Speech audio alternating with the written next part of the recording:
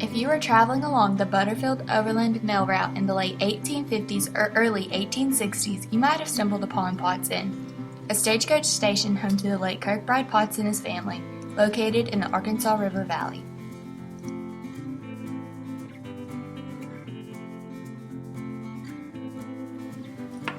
Originally built in 1850, the 2.5-story house was modeled after the great houses back in his home state of Pennsylvania.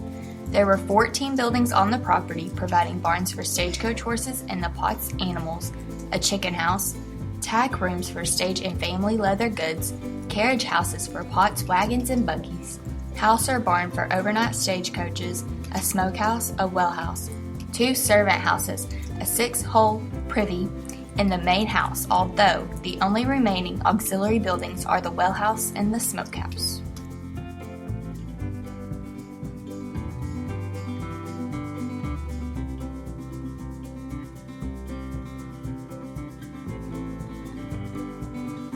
Currently, Potts Inn is a well-known museum that is loved by the citizens of Pottsville, Arkansas, and its history will continue to be spread as the years continue.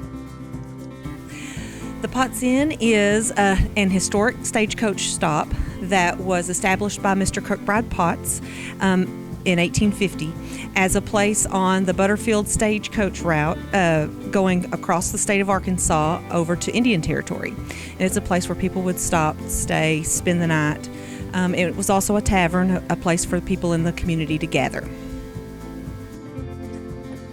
The Butterfield Overland Mail Route was founded in 1857 when Congress authorized Aaron Brown, the U.S. Postmaster General, to develop a system to transport U.S. mail from the Mississippi River to the West Coast.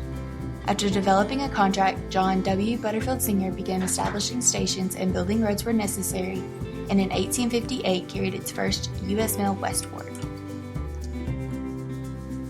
The constructed stations were located throughout Missouri, Arkansas, Oklahoma, Texas, New Mexico, and Arizona, but only a few are still standing.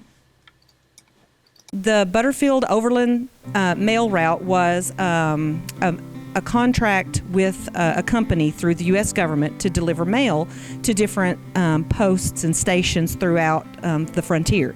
Arkansas was a frontier state, so we had very few established mail routes. And so the Butterfield stagecoach came through. It carried passengers, but it also carried the mail. And every few weeks would drop the mail off, and then people would come from around the countryside and come into the Potts Inn to get their mail. The Dog Trot Hall contains many family pictures along the walls, including a picture of Kirkbride Potts.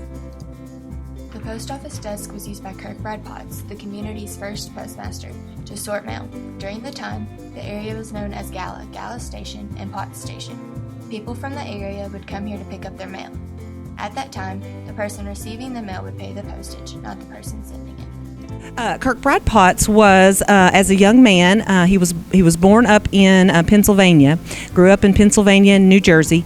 As a young man, moved to Arkansas to establish his livelihood, and brought along with him some slave families, and those families he put to work helping him to build the Potts Inn.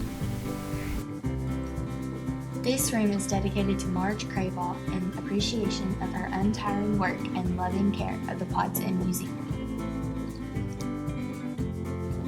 The parlor was used by the family for gatherings, entertaining guests, and for family weddings.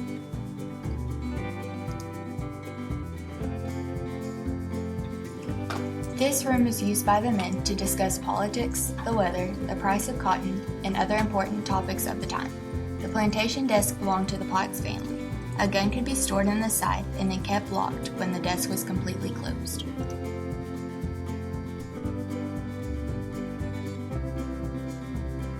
Bride Potts and his wife, Pamela Logan Potts, had 11 children. A dining room this size was needed for the large family as well as for visitors and guests. Mrs. Potts was well known for her excellent meals and clean home among travelers.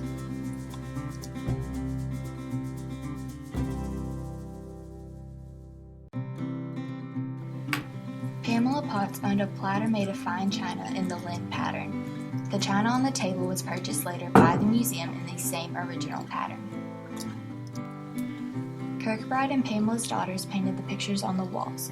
The cherry corner cupboard and walnut corner cupboard were built circa 1865 to 1870.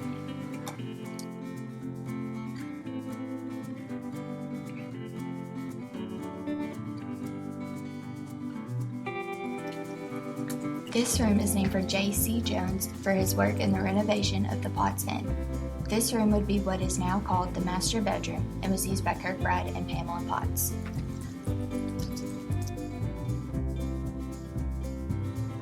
The kitchen was often separated from the main house due to fire danger and to keep the house cooler in the summer because of the large fireplace located in the kitchen.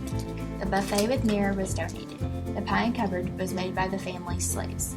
The bin cabinet, circa 1880, is covered with a lead top and had storage for cornmeal and flour under it. 2 chairs and the cast iron cooker belong to the Potts Inn. The table holds a toaster, coffee grinder, and metal toaster. There are square and round butter presses in the center of the table. The bucket and gourd dipper were used for drinking water.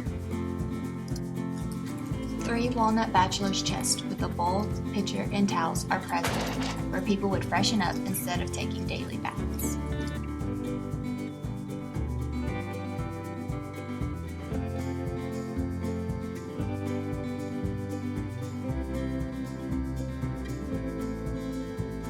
My favorite room is the upstairs bedroom because I like to see the quilts and the rocking chairs and all the little girls' things that they had in there. The children's china tea set was donated as well. The rocker is pressed wood. The 3-paneled screen was used to dress in privacy. All rugs on the second floor are either braided or hand-hooked. The cutaway area by the door shows how the house is built. A lot of the stuff in Potts Inn is genuine, like it's actually from the house, and if it's not, members of the community try to find antique things that they would have had, like the baby carriage, like the thing that the children would sleep in. All of the Potts Inn children use that as a baby, and it's still in there, even though it's pretty broken down.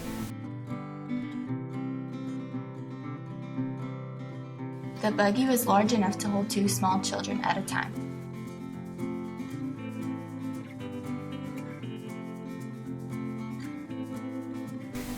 Potts Inn is a really cool place because it's as close to the original as it could possibly be. And they keep getting in new artifacts from time to time from older places. And you get to see what it would have been like, and they're slowly building it so that it looks almost exactly like it did whenever the Potts family actually lived in it. I think it's important for our school to be involved in our local community and to help educate our younger students, so I think it's a good thing. Well, last year we did some QR codes for them, and they got to put those up so you could learn more about the different artifacts there by scanning them with your phone. And I remember going down there with Miss Taylor several times for Galagos night and just for tours for the kids.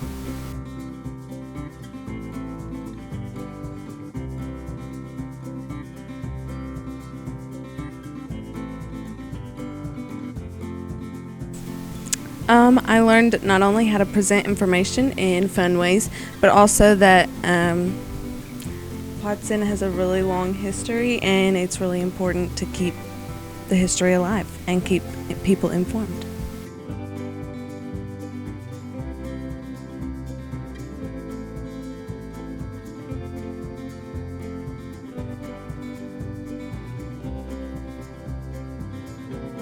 There are lots of memorable stories about the property. One that sticks out the most is that during the Indian Removal Act, during the 1830s and all the way through the 1850s, Native Americans were being moved across Arkansas into the Indian Territory. They were coming from Georgia and Tennessee from the east.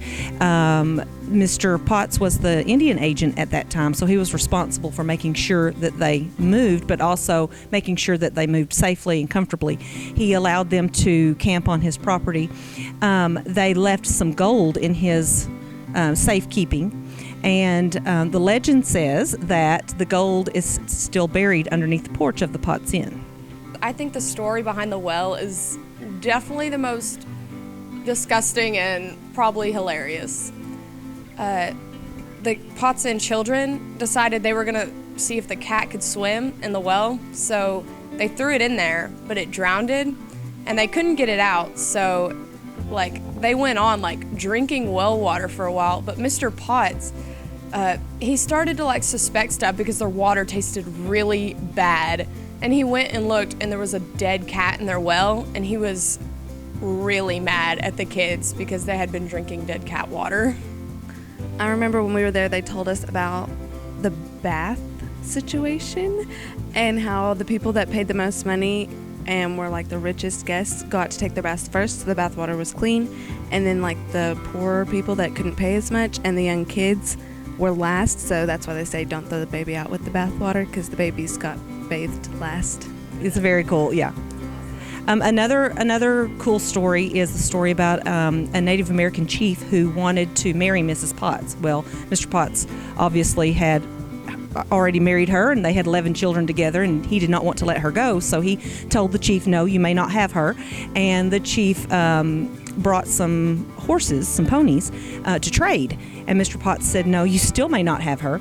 So the Native American chief took his tomahawk and he hurled it at Mr. Potts, and it stuck into the door frame of the Potts Inn.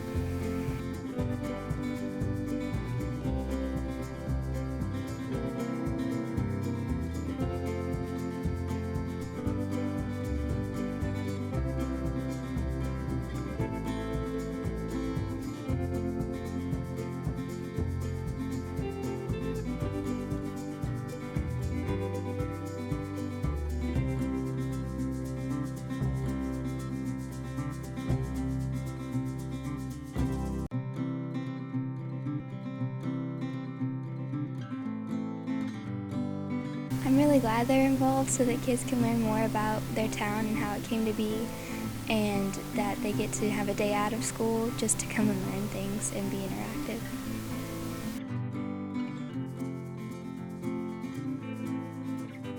I actually got to learn more about Pottsville's heritage because in 3rd grade I didn't really remember, but I really liked going down there and getting to see how it would have been and acting like I actually was back in the 1800s. It was really fun. The museum represents a time gone by, a much simpler, though not easier, time in our history. It is a place that should be preserved to show future generations what the Arkansas frontier was like, and to preserve as much as possible the pioneering spirit of our ancestors.